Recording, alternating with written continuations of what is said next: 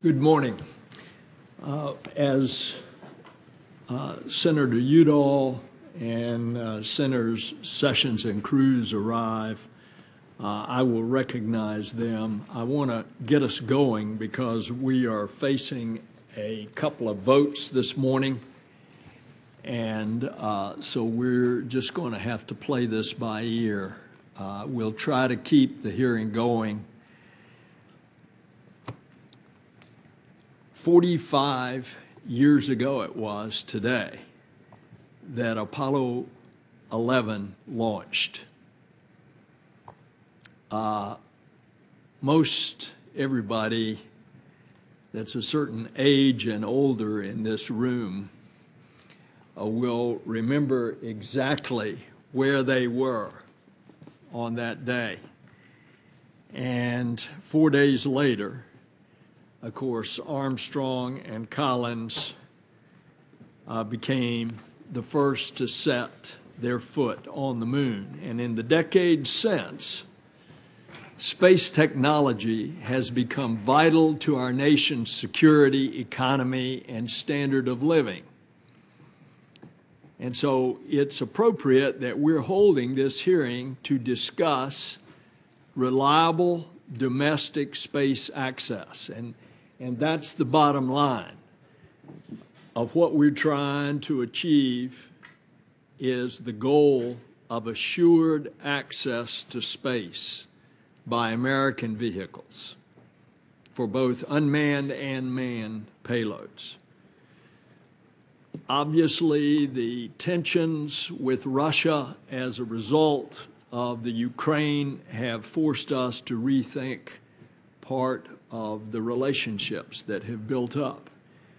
And that's despite decades of cooperation, first with the Soviets, and of course, just remember, in the midst of the Cold War, an American spacecraft and a Soviet spacecraft rendezvoused and docked, and the crews lived together for 9 days in space, and those crews are personal good friends. And the personal relationship as exhibited by Tom Stafford and Alexei Leonov to this day is something to behold. But when that Cold War ended, we were rightly concerned that a lot of those weapons were going to get out into the wrong hands. A lot of that technology was going to get out into the wrong hands. And so to keep a lot of those former Soviet, now Russian engineers working, there was this extraordinarily successful program of the Nunn-Lugar effort to go in to gather up those nuclear weapons and simultaneously to support the Russian aerospace industry and to buy this incredible engine, the RD-180. And so today, those engines play a significant role in meeting our nation's launch requirements. We've already launched 4 missions this year alone using that engine. And so now it's time that we're going to have to consider an alternative. Several of us in the Armed Services Committee put $100 million into the Defense Authorization Bill to get that process started in this coming fiscal year. We want to make sure that the taxpayer money is well spent. And so it's important that we consider the launch needs with the goal in mind that we want assured access to space. And this is obviously not going to just affect the Department of Defense, although the national security activities are paramount. It clearly is going to involve commercial space activities as well, and the question of preserving an industrial base. And so the two committees represented at this dais have asked officials from DOD and NASA, along with many others, to come and discuss this issue of U.S. assured access to space. NASA has no stated need for a new engine and is already building its own space launch system. However, NASA obviously has extensive experience in building launch systems and is getting great experience in public-private partnerships. And so we're going to hear from all of these people. Now, I'm going to short-circuit my remarks because we're racing the clock with a 10:15 vote and then a 12:20 vote. I'm going to call on the chairman of the DOD Defense Authorization Subcommittee and the ranking members to give some brief opening remarks, and then we'll get into the panel. I'm going to ask the panel to keep your written comments or entered as a part of the record. I'm going to ask you to keep it to about 3 minutes each so that we can then get into questions. So, Senator Udall. Thank you, Senator Nelson. In the spirit of Senator Nelson's comments, let me introduce my statement into the record and then make a couple of comments on procedure. Given the number of witnesses and possible member attendance, I'd propose to my colleagues that we use 5-minute rounds of questions. And then, as Senator Nelson pointed out, according to the floor staff, we have voted approximately 10:15 and another 12:20. That being the case, I'd like to ask that some of my colleagues remain to continue the hearing during the 10:15 vote while others vote and come back to switch places with them so that they may also vote. And then we can repeat that procedure for the 12:20 vote if it's needed. So again, I share Senator Nelson's sentiments. It's a very important hearing. I want to thank all of our witnesses for being here today. Senator Nelson. Senator Sessions. Thank you, Senator Nelson, and for your observations in your opening statement. Well, we ended up dealing with an important issue. It wasn't long ago that the Russian Deputy Prime Minister Rogozin stated this: after analyzing the sanctions against our space industry, I suggest the USA to bring their astronauts to the International Space Station using a trampoline, close quote.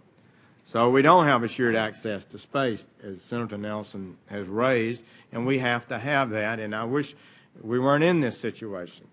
I wish we could have avoided it. So we're not, and we need to make some changes. The House is proposed legislation and identified $220 million in their authorization and appropriations committees to deal with the problem in developing a new rocket engine, which we can do.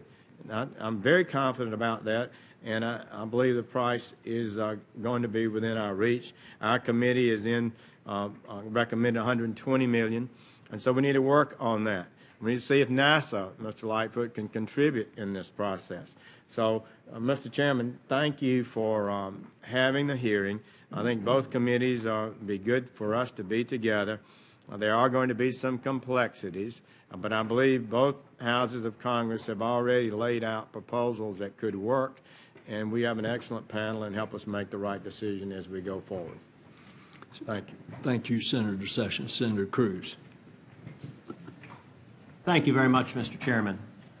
I'd like to begin by thanking the members of this panel for your service to this country and your efforts to ensure that the United States maintains a strong and capable space presence. The breadth of experience represented by this panel is impressive, and I appreciate your individual contributions towards America's national security. I also want to thank members of the Armed Services Committee and the Commerce Committee for recognizing the need to hold a hearing on this issue and its impact on our country's access to space. It remains a simple reality that we need to work closely with the international community to guarantee that the International Space Station, its mission and its crew are positively impacted by the decisions made here in Congress. Our astronauts and their peers are relying on a stable partnership to ensure their success. The block purchase of 36 Evolved Expendable Launch Vehicle cores last year may have made economic sense during the global environment at that time and resulted in a meaningful savings, $4.4 billion to the American taxpayer. Although well-intentioned, the unintended consequences of relying on a foreign supplier for critical national security equipment is now strikingly apparent. The United States is scrambling to maintain access to space and has no immediate options if the current supplier in Russia decides to cease export, or if geopolitical circumstances dictate that the U.S. is no longer able to engage in a partnership with its supplier. When the United States decided to utilize a foreign engine, RD-180, to boost our rockets into space, it was also agreed that production of that engine would ultimately occur in the United States. For whatever reason, whether it was for economic reasons or inattention, this never occurred. We find ourselves in this position as a result of our own inaction. The United States must now respond decisively and provide the domestic capacity to launch both crew and cargo into space. The cost estimates for the design, construction, and testing and certification of a new multi-core engine are staggering in today's climate of limited financial resources. But we simply cannot rely on the vicissitudes of a foreign supplier in a foreign nation for our national security, and therefore we must do what it will take to reduce our reliance on foreign engines. I look forward to hearing your suggestions, hearing your expertise as we work together on how best to alleviate this issue and defend the interest of the United States. Thank you, Mr. Chairman. Thank you, Senator Cruz. Senators, rather than calling on you now, what I will do is I will forego my questions so we can get directly to you after we've heard from the witnesses. So we have the Honorable Alan Estevez, Principal Deputy Undersecretary of Defense for Acquisition, Technology, and Logistics. His testimony is going to focus on the current launch portfolio and the efforts to encourage competition and the options. United States Air Force General William Shelton, Commander of Air Force Space Command. He will touch on the requirements for launching national security payloads, as well as the challenges presented with the RD-180. Robert Lightfoot, NASA Associate Administrator. He will talk about NASA's launch requirements. Ms. Christina Chaplin, Director of Acquisition and Sourcing Management at the GAO, and she'll discuss the efforts to encourage competition among the government's launch services. Retired U.S. Air Force Major General Howard Mitchell, Vice President for Program Assessments at the Aerospace Corporation. Mr. Daniel Dumbacher, formerly NASA's Deputy Associate Administrator for Exploration Systems Development, now at Purdue. And Dr. Yul Kim, Senior Engineer at the RAND Corporation, will draw on assessment of risk related to the RD-180. So I welcome all of you on behalf of the Senate, and we'll start with you. I know it's compressed to get 3 minutes, but because of the interruption of votes today, it is of necessity, and we want to get to questions. Mr. Estevez. Thank you, Senator Nelson. Chairman Nelson, Udall, ranking members Sessions and Cruz, distinguished members of the committee, I appreciate the opportunity to testify about assuring space access. I want to thank the committees for for providing support for our space-based capabilities. My written testimony has more detail, as you noted, and I ask that it be admitted to the record. Defense space capabilities are central to our national security. Our assured access to space provides leaders and our men and women in uniform with unprecedented advantages in decision-making, military operations, and homeland security. Since 2002, the Department of Defense has conducted 72 successful Evolved Expendable Launch Vehicle, or EELV, missions after refocusing on the importance of mission assurance following a string of failures in the 1990s. To address concerns over the escalating costs of our national security space launch program, the Department restructured the EELV program in 2012. The restructured program balances efficient procurement of launch services, maintains the focus on mission assurance, and reintroduces competition into the EELV program. The restructured program also enabled the Air Force to award a contract for multiple launch services over a 5-year period. The contract helps stabilize the U.S. launch industrial base, saves the DoD and taxpayers more than $4.4 billion. To facilitate competition going forward, the program is working with multiple potential new entrant launch service providers to successfully complete the new entrant certification process. The first new entrants could be certified later this year. Years ago, we chose to utilize the Atlas V with the Russian RD-180 engine as a cost-effective way to meet space launch needs. However, the United States is not dependent on Russian technology to launch our critical space assets. The Delta IV launch vehicle has a domestically produced propulsion system that is capable of lifting all national security payloads. Once certified, new entrants are also expected to be able to lift a portion of the national security manifest using domestically produced propulsion systems. Today, the Atlas V contractor, United Launch Alliance, maintains a reserve stock of RD-180 engines in the United States and will support launches through late fiscal 16. Nevertheless, the long-term U.S. national security interests would be enhanced by shifting from the RD-180 to next-generation U.S. engines in the most efficient and affordable manner. The goal of the Department continues to be making spacelift more affordable while leveraging the advantages of competition. We have implemented the principles of better buying power, saving $4.4 billion, and have set in motion a sound strategy to foster future competition. In addition, the Department will continue to work with our interagency partners in creating affordable, low-risk plan to reduce the nation's reliance on Russian-manufactured propulsion systems. Thank you for the opportunity to discuss our space launch capability. I look forward to your questions. Thank you. General Shelton. Chairman Nelson, Chairman Udall, Senator Cruz, Senator Sessions, and distinguished members of both committees, it's a pleasure to represent Air Force Space Command here today. It's also my privilege to appear with distinguished colleagues on the panel.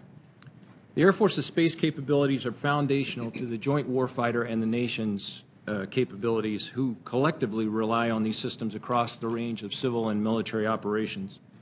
It's critical, then, that we ensure space services continue to be available at the times and places of our choosing, even in an increasingly challenged space domain. Ensuring these space services continue to be available starts with assured access to space. Our ultimate objective is to safely and reliably place national security payloads on a schedule determined by the needs of the national security space enterprise.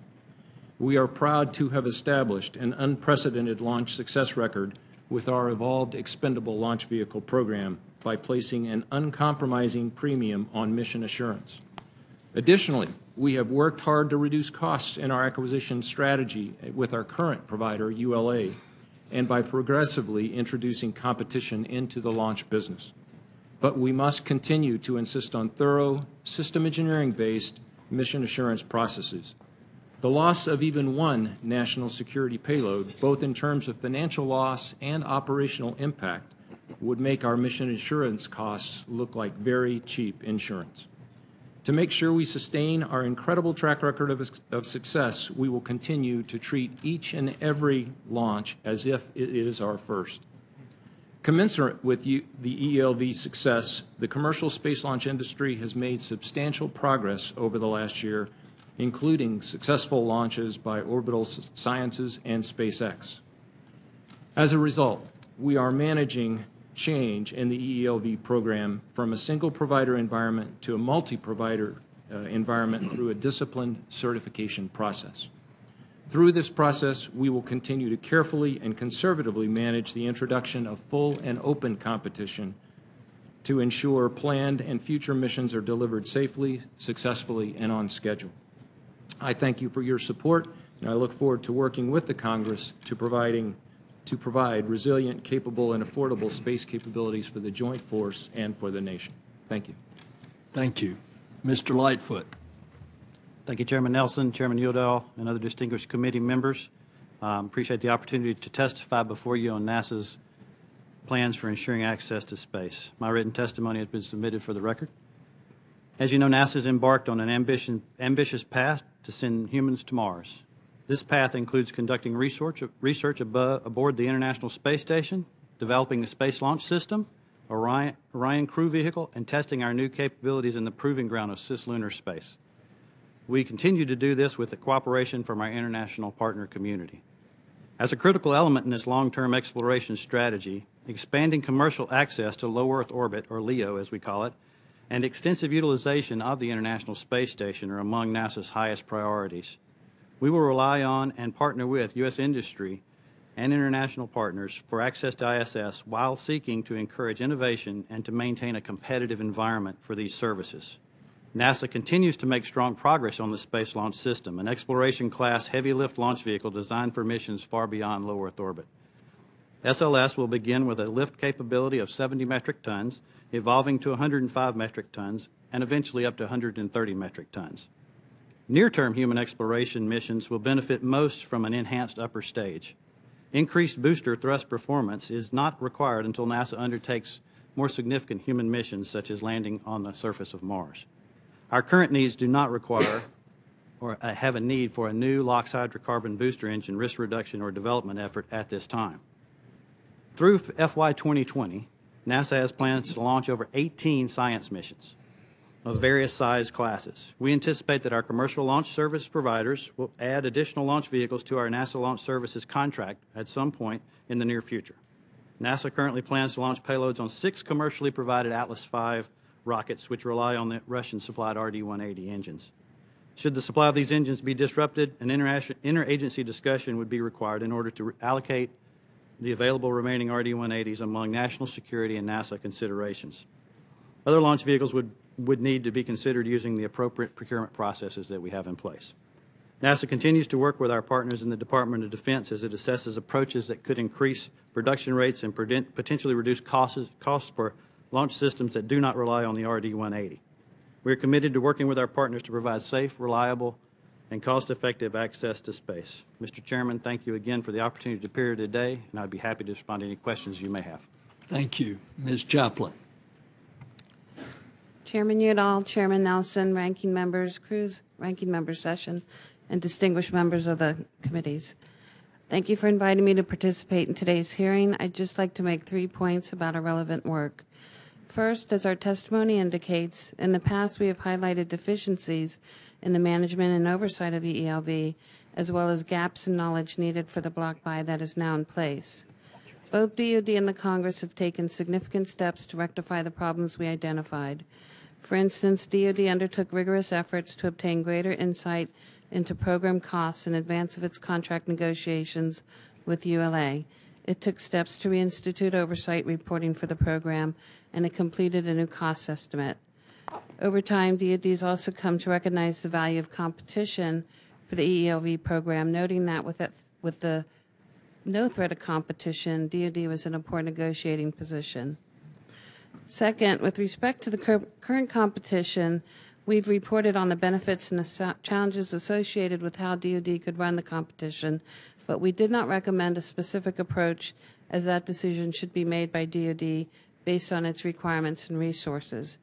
Important factors include the need to maintain a high degree of reliability, as the satellites being launched are expensive and vital to national security, the need for flexibility in launch scheduling, the importance of retaining cost and pricing data, the need to keep costs down, and considerations about the government's future demand for launch services.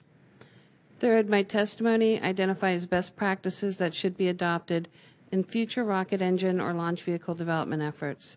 The one I would like to stress here is the need for decisions to be made with a government-wide perspective and a long-term perspective. Our work has shown that defense and civilian government agencies together expect to require nearly $44 billion for the next 5 years for launch activities. At the same time, our past work has found that launch acquisitions and activities have not always been well coordinated, though DoD and NASA have made progress on that front since then. Concerns have also been raised in various studies about the lack of strategic planning and investment for future technologies. Further, industry is at a crossroad with new vendors emerging and certain strategic capabilities and less demand by the government. The bottom line is that any new launch vehicle effort is likely to have impacts that reach beyond DoD and the ELV program and should be carefully considered in a government-wide and long-term context. This concludes my statement. I look forward to answering your questions. Thank you. General Mitchell. Chairman Nelson, Chairman Udall, thank you for this opportunity to speak. And also thank the rest of the members that are attending the hearing. I was asked to do a study on the RD-180 mitigation study. I recently chaired that under terms of reference that was signed by the Assistant Secretary of the Air Force for Acquisition. I've provided the committee a version of that briefing for the record as well as my opening comments. I'll just hit the four major areas that the study identified. First, a disruption of the RD-180 engine would have significant impact on the United States' ability to launch DoD, intelligence community, NASA, NOAA, and commercial satellites scheduled to launch on Atlas V through 2020. Neither the Delta IV nor new entrants can help mitigate that impact until 2017 and beyond. Second, there are several upcoming events that bear monitoring as they can provide indications of the Russians' intent and the U.S.'s intent. Third, that the current Air Force strategy for competition can be adversely affected should the Atlas not be available for competition. And fourth, that in the 2022-2023 timeframe, with appropriate near-term funding for technology maturation, the nation could have new launch capabilities based on liquid oxygen, hydrogen engine technology that do not rely on foreign sources. I look forward to answering any questions you might have. Thank you, General. Mr. Dumbacher. Chairman Nelson, Chairman Udall, and members of today's respective committees, thank you for the opportunity to discuss the current state of the U.S. launch enterprise. The U.S. ability to achieve and go beyond low Earth orbit is essential for our nation's defense, commercial, and space exploration enterprises. Leaving the surface of the Earth and attaining orbital velocity at 17,500 miles per hour is a complex systems challenge. Factors key to achieving this task are mission requirements, technical performance, development risk and cost, operations cost, schedule, industrial base, and yes, even political concerns, which all must be addressed with multiple stakeholders. In the early phase of a rocket launch, thrust is more important to initially overcome the Earth's gravity than propulsion efficiency. However, as the vehicle progresses to higher altitudes and climbs out of the Earth's gravity well, propulsion efficiency becomes more important, even as thrust remains an important technical parameter. When NASA was preparing to go to the moon in the 1960s, it determined that large amounts of thrust were needed for the first 2.5 minutes of flight to put the Apollo spacecraft and lunar lander on the surface of the moon. To meet the mission need, NASA recognized that much development and testing effort of liquid oxygen kerosene systems was required and therefore restarted the Air Force's E-1 development from the 1950s as the F-1 program.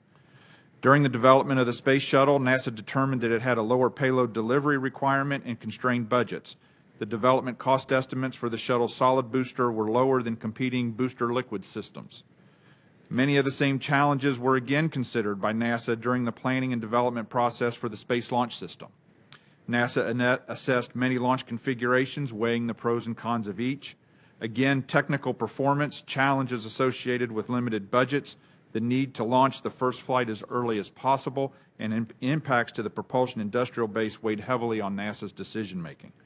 Ultimately, for the Space Launch System, NASA determined that using the solid boosters based on shuttle and constellation experience minimized the upfront development costs, reduced the development risks, and most likely would result in a more timely first flight of the Space Launch System.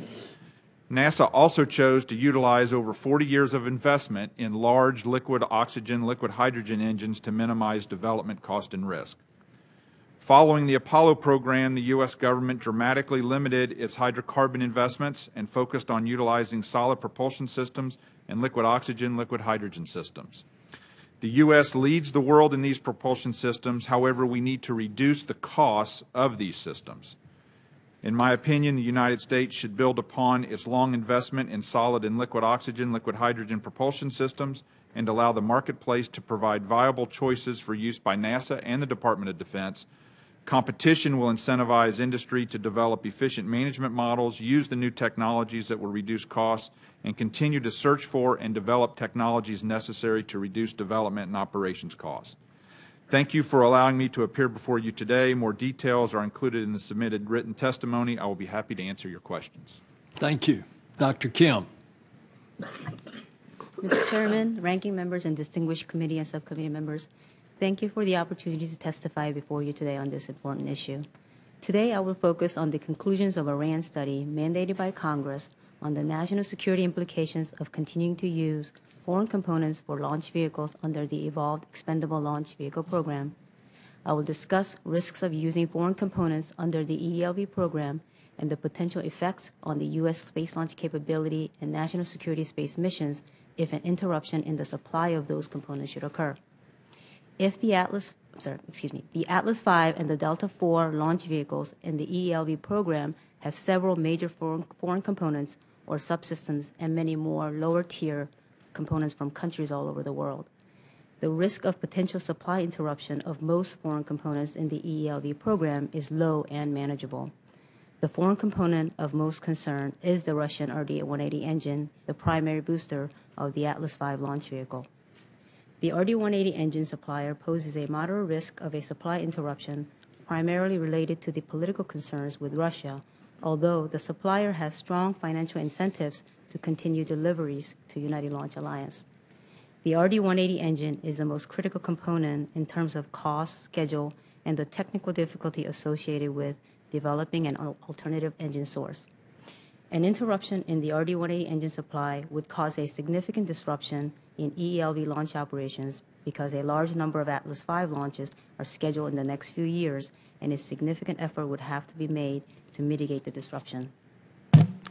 Should a long-term interruption in the RD-180 engine supply occur, risks to the U.S. space launch capability could be mitigated by using the stockpile of RD-180 engines that United Launch Alliance maintains, and by moving some satellites carried on the Atlas V to Delta IV until a new entrant launch vehicle from a different launch service provider or a re-engined Atlas V becomes available.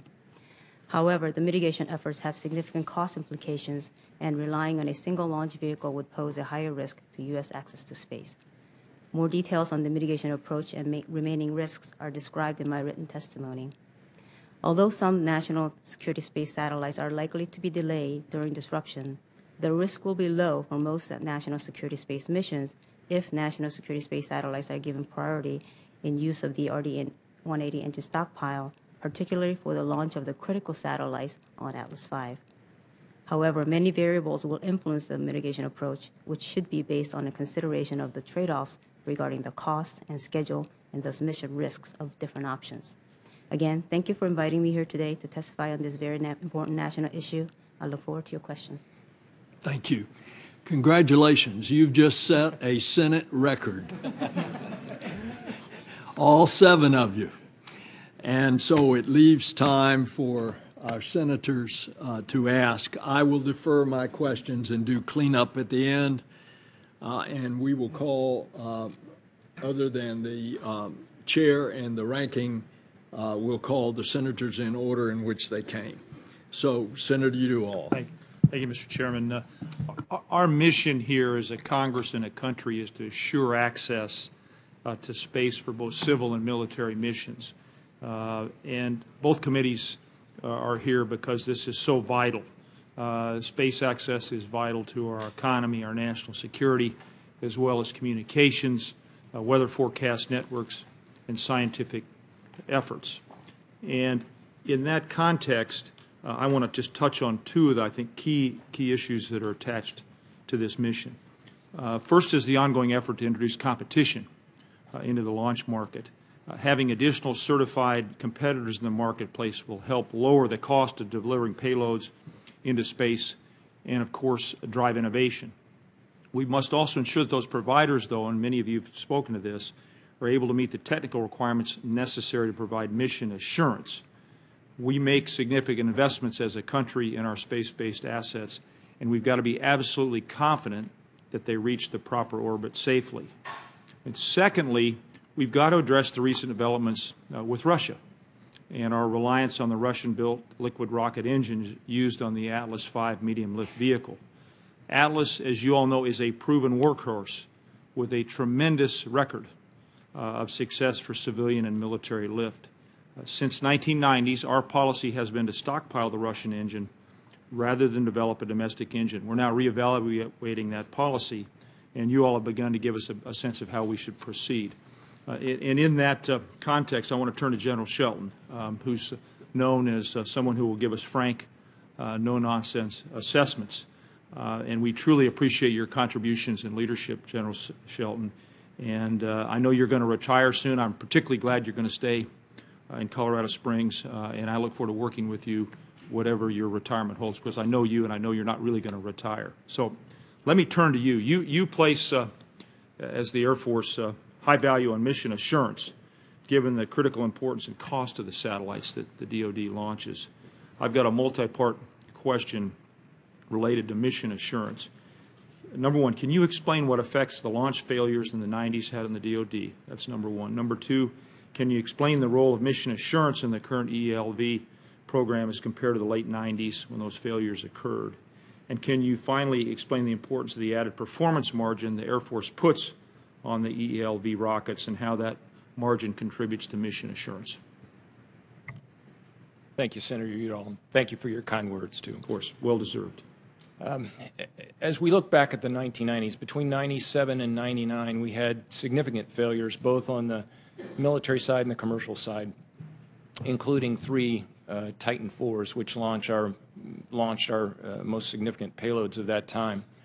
We had adjusted our approach to mission assurance from what has been traditionally deep oversight into just insight. So we pretty much gave it over to the contractors to provide their own mission assurance, and we found out that just didn't work well for us.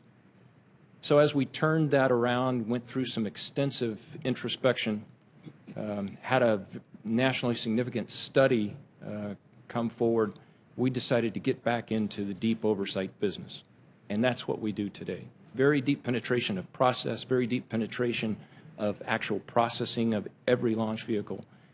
And as I said in my opening statement, we treat every launch as if it's our very first.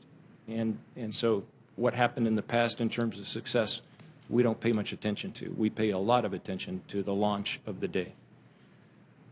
As we look at that performance margin, 7%, about 5% of that is, or five of the 7, is for mission growth. We order launch vehicles about 2 years in advance. So we see payloads sometimes get heavier during their development process toward the end, and we reserve that 5%. The additional 2% is just in case something goes wrong with that rocket. So about 1.5 years ago, we were launching a GPS mission, and we had problems with the upper stage. Luckily, we had margin to make it to orbit, or we would have had a failed mission. So that's the reason for that margin. That's the reason for our continued emphasis on mission assurance. In your opinion, do we need to develop a liquid rocket engine for medium and heavy lift? And if so, how urgent is that requirement? If you look at what has happened to us now in the last few months, I think it points to a vulnerability that we have. We had decided to rely on a foreign supplier, probably the most advanced rocket engine in the world, by the way. And that has worked extremely well. If you look at the Atlas V performance, there is nothing to complain about in the Atlas V performance. But given that reliance, it's probably time to look at strategies for the future. And I think we can certainly help our liquid rocket engine industrial base by moving into such a program. I think we need to study the requirements. I think we need to look at what kinds of technologies we need to develop. but in my opinion, it's time to move off reliance on that foreign engine. Thank you. Senator Sessions. Thank you. It's good to follow my chairman, Senator Udall, and to follow up on that, General Shelton.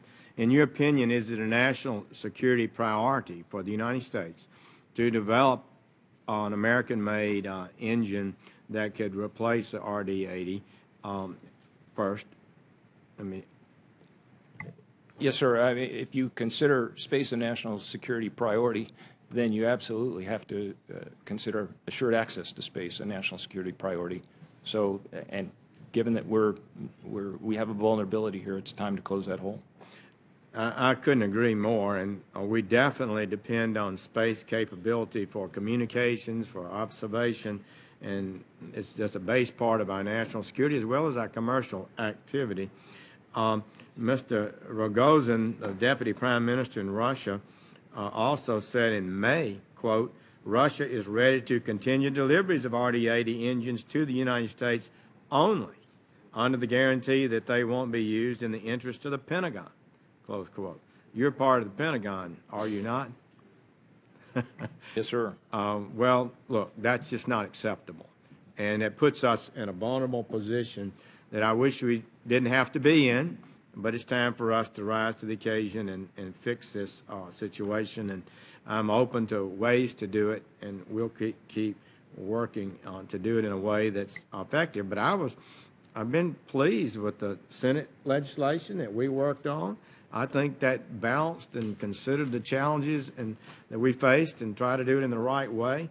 And the House has also come up with a similar proposal. So I'm glad to have a public hearing about this and discuss it.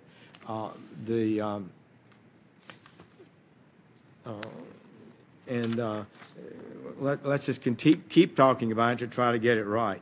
Mr. Lightfoot, you've been at NASA for some time, and you are started the National Institute for Rocket Propulsion Systems and have studied these issues over the years. Does the Institute at NASA have the people with the skills and experience that could assist the Air Force in this effort to develop an American replacement for this engine? And I guess I would ask, if so, would you, NASA, desire to be compensated for their efforts? Well, Senator Sessions, I think the National Institute of Rocket Propulsion Systems that we put in place is not just NASA. It's the DoD is part of that, as well as other agencies and a lot of the industry folks. So I think that the Institute itself was set up to be able to pull together all the propulsion system resources this country has to solve problems that could come up, whatever they are. So if we chose to go down that path, I surely would think we would use the NERPS, as we call it, would be part of that solution space. And you get to pull on the expertise that all the government agencies have if we choose to went that way. Of course, that's not in our plan today. So of course we'd be interested in getting compensated for that. But I think the team right now works together fairly well with us and the DoD from that standpoint. And you do have something you believe that NASA has something they could contribute to the effort. Yeah, I think our expertise that's been hands-on for years in developing our own launch systems, we can bring to that story as well. The issue that Mr. Dumbacher talked about in terms of the lack of development of LOX hydrocarbon engines in the past, this is a gap in our base, but the team at Marshall Space Flight Center in particular has been working on this for some time in a low-level activity to try to keep up with that technology as we move forward. And I think we can bring that to bear to help our friends out if we choose to go that way. Well, Mr. Dumbacher, I'll ask you, maybe you on more of an independent observer here perhaps, but do you think that there will be any fundamental technological engineering difficulties that would make it hard or unlikely that we could develop this engine? Or do you believe the United States could produce an engine similar to RD-180 that could be as effective or more so? Senator, I believe that we can do that we can develop an engine with sufficient time and money. There are development risks associated with it, particularly three in particular. One is the high-pressure oxygen compatibility of the materials that we use in the engine system, combustion stability, has been a historic issue with large LOX kerosene engines, and also how you handle the start transient depending upon which cycle you use for those engines. So there are technical issues to be addressed. I don't think I think we can overcome those, but it's a matter of time and money required to do that. Mr. Lightfoot, do you think it's also technologically, it seems to me it's a fairly mature technology now, and how do you feel about it? What kind of confidence level do you have that such an engine could be produced? Well, sir, I think that we could get to an engine, as Dan said. I think the challenge we have to look at is that the launch system is not just the engine. There will be impacts that go to the launch vehicle, to the launch infrastructure. When we talk about launching, when we talk about a launch capability, I have an analogy I've been using related to, I have hybrid cars, 4-cylinder, 6-cylinder, 8-cylinder, and I have diesels. If I change your engine, I'll probably change your car a little bit as well. So we have to look at the impacts on not just the building an engine and having an engine to use, but the impacts on the launch, the infrastructure that goes around that. Can we do it? I'm sure we can with the right resources to go do it, but I think we have to make sure we understand the other pieces that come with that as we go forward. My time's up. Senator Cruz. Thank you, Mr. Chairman. Thank you, all of you, for coming here and providing your expertise. In life, it is often a wise strategy to hope for the best and yet plan for the worst, and that is especially true in the national security context. So I would welcome the wisdom of this panel on what the implications would be for our national security if the worst occurs, and what the best avenues we have to alleviate those implications. And in particular, General Shelton, I'd like to start with you. Assume that conditions with and relations with Russia deteriorate substantially. I hope that they don't, but assume that they do. Assume that Putin adopts a position of maximum belligerence and picks up the phone and instructs all engine exports end tomorrow. What would the implications be for U.S. national security if that decision were made? Senator, that as we look at that as one of the number of scenarios we've considered, we think as a minimum that would be about $1.5 billion. We think that would stretch out launches. We've got to ramp up the production of our Delta factory, which would take some time. So that would stretch out launches maybe 12 to 20 months in some cases. For the heavier missions, maybe even 48 months. So that puts constellations at risk. And the ones that we're talking about, the heaviest ones, are our most significant constellations. So it is dire. If that should happen, there is no question that inside this manifest that we're considering right now, there would be serious national security implications. And to what extent could our existing stockpile of engines reasonably be stretched to cover the needs? How long could we expect it to cover our needs? Sir, we have 15 engines left right now. So that would, depending on how we chose to meter those out, I think Mr. Lightfoot said in his opening statement that we would have to meet nationally to decide how we would allocate those engines. But that's all part of this set of scenarios that we're considering right now. We don't know the exact impact until we get together and decide how we would allocate those 15. On best case, are we talking a year? Are we talking 2 years? How long would you reasonably expect the stockpile to be able to meet the needs? We could meter that out over a number of years, depending on what you decided to spend those engines on. Mr. Lightfoot, let me ask you the same hypothetical, maximum belligerence, but let's assume that Mr. Putin didn't just say engine exports. He also said the Soyuz is shut down. No more Americans will have access to our launch capacity for manned launch. What would the impact be on the space station and on our needs? So I think we would clearly have to go assess what that would do to us from access to station. To date, we have seen no change in the behaviors at all. We continue to launch Soyuz and put people up there. I want to make sure that's really clear, regardless of Rogozin's comments. Our teams are working together with the Russians very well to continue the space station operations. clearly the International Space Station is our stepping stone to our larger exploration program. So we would have to go look at the implications associated with that, and it would be significant from that standpoint. And then we'd work in. Can you briefly describe, if it was cut off, what the implications would be in your best judgment? Yeah, we would want to accelerate our commercial crew activity so that we're launching from here, from the U.S. from that standpoint, and let our providers, let our partners that have bid on that proposal now, the one that we have in selection, let them come forward and show us how they would provide the access to the International Space Station that we need. But it's more than just the launch to the station. The Russians also operate key components on the station just like we do for them. So that would be the issues that we would have to go assess kind of one by one. Well, in light of those concerns, both with engines and manned launch capacity, if a decision were made to proceed forward with maximum speed towards acquiring the domestic capacity to fill these needs, realistically, how quickly could we do so, and how many commercial enterprises possess the skill and expertise to be credibly able to meet that need? I'll start. If you look at the only provider that's really in a serious certification process right now is SpaceX. If everything goes extremely well, a very green light schedule, by December of this year, we could have them certified.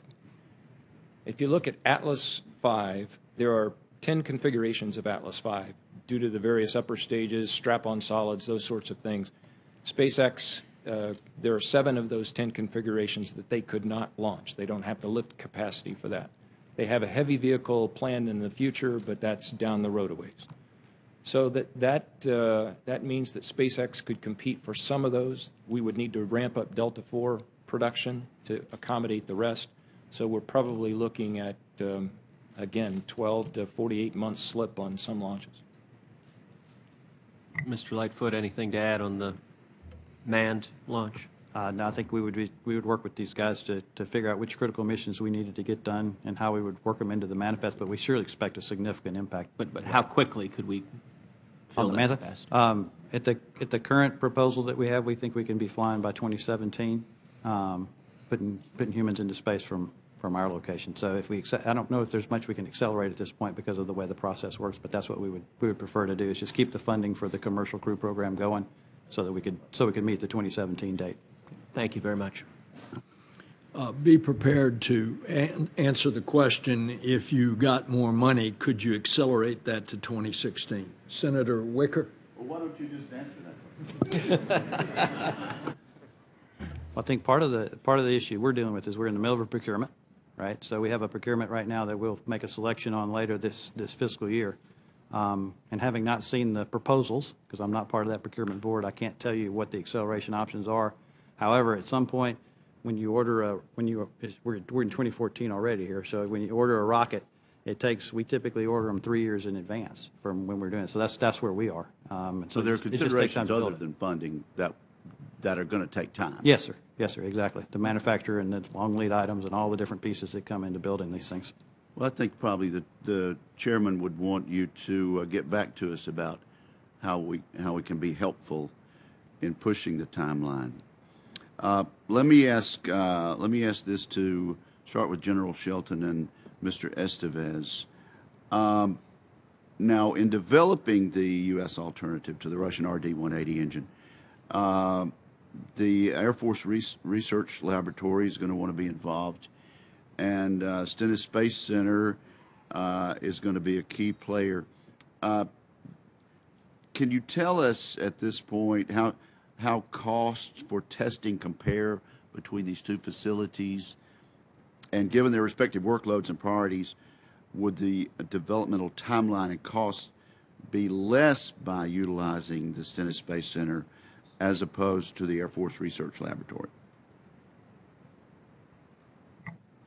Senator, I couldn't give you an outright comparison, and I wouldn't necessarily expect it would be an either or. I would think that would be divvied up. We've had work going on in the Air Force Research Laboratory facility since 2007 on the hydrocarbon engine. That was part of the direction coming out after the decision to not co-produce RD-180s and to stockpile instead.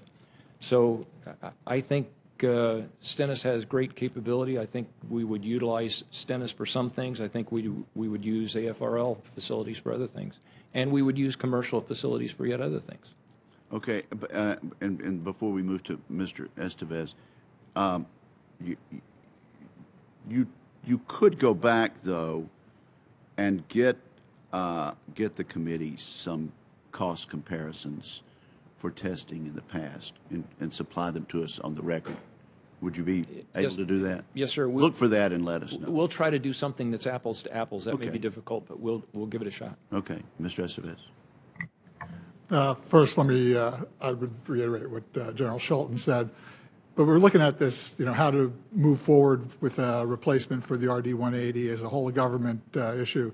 To Mr. Lightfoot's earlier comments, we would look at what NASA capabilities, as well as what we have inside the Department of Defense, and as what General Shelton said, look at what the commercial sector is also doing. So we haven't decided what the best way forward is. Ergo, it's preliminary to decide where we would start that development. We do want to move forward with some risk reduction activities, and in fact, we put some money into reprogramming action that we just put before Congress to do that. Mr. Estevez, do you agree, though, with the General that Stennis and the Research Laboratory would be key players? I do. In any path forward? I do. Okay, now for all of you, who wants to volunteer here?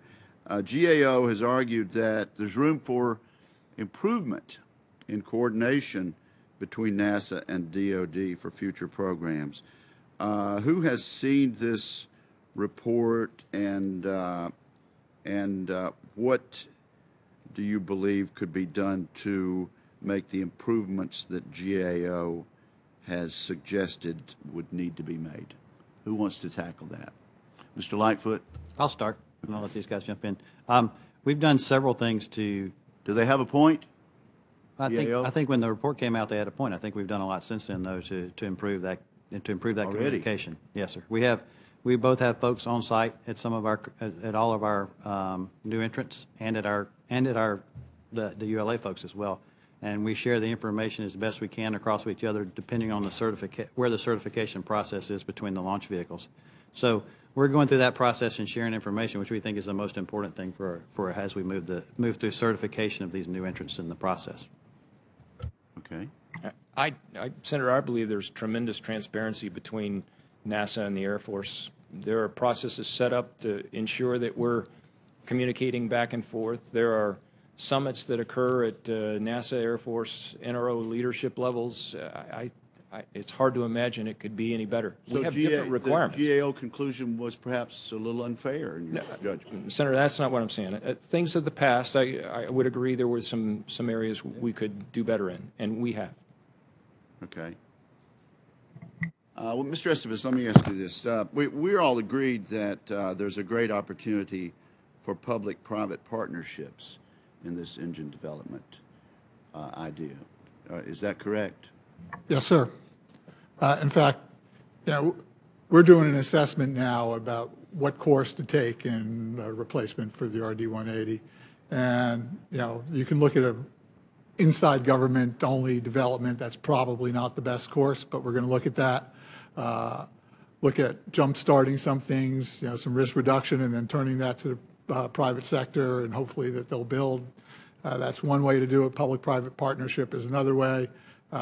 And so we have an assessment after the Mitchell study laid out some ways forward that is ongoing inside the Air Force right now, and we expect that to come out sometime this fall.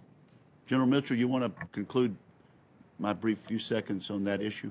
Yes, sir. There are some risk reduction activities that need to bring the technology levels up in hydrocarbon engines that need to be invested in. That'll take a year and a half or so, or 2 years, to bring those technologies up that were discussed. They have to do with the materials. They have to do with the modeling of the combustion instability and some of the piece parts of the engine itself, injectors and other components that need to be matured over the next year and a half to position yourself to start a full-scale development program, probably in the late FY16, FY17 timeframe. Thank you, Mr. Chairman. I'm going to recess the committee momentarily to go over and finish the vote. Chairman Udall will take over the committee when he arrives.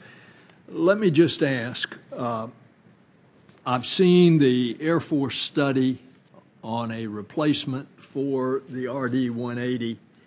I've heard various estimates on costs. I've heard various estimates on time. Are we looking at, in reality, 7 or 8 years to have an engine ready to go in a rocket, whether it be a version of the Atlas V or whatever? Is that a realistic time frame? Or is it more, or can it be less?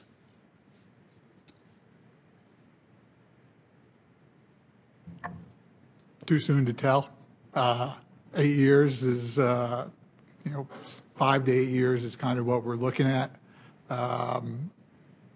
We want to do this right, though, to the earlier discussion about mission assurance, and figuring out the course and what's the most affordable way to do it is also a key part of that decision point.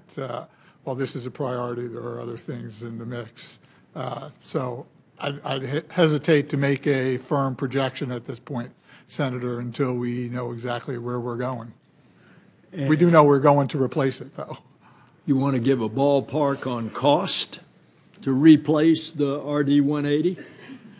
Estimates were in the $1 to $2 billion. Could, again, until we get a course ahead, how we're going to do that, public-private partnership, government only, all those things change that dynamic. So I'd really hesitate to make a true assessment of that at this point. And that's overall cost, including the alterations to the rocket that you would put it in. I would have to go back and take that for the record, Senator, but I'm happy to give you an estimate there. Okay. Well, the good news is that it seems like that President Putin isn't quite as aggressive as he first appeared to be.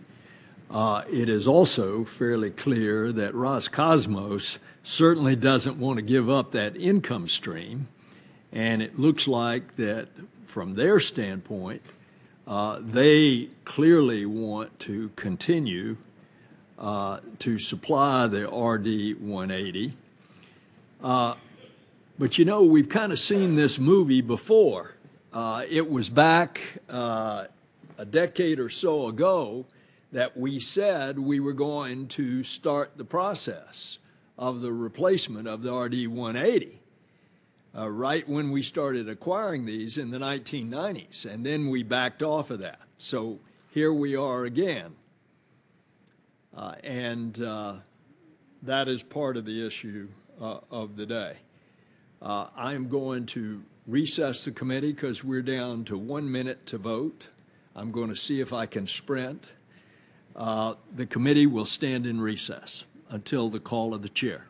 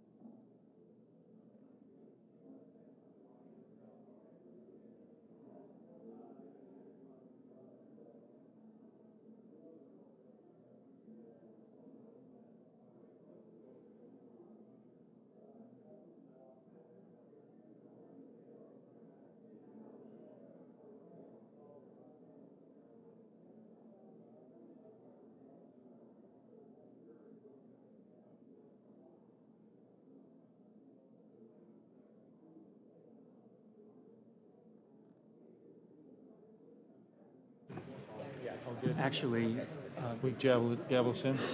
Is Tim in line? Or?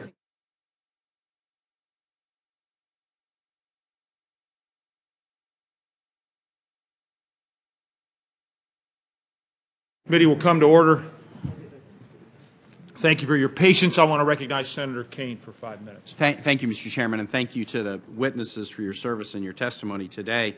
I have questions that are primarily going to be addressed to General Shelton and Assistant Administrator Lightfoot on the Wallops facility in Virginia.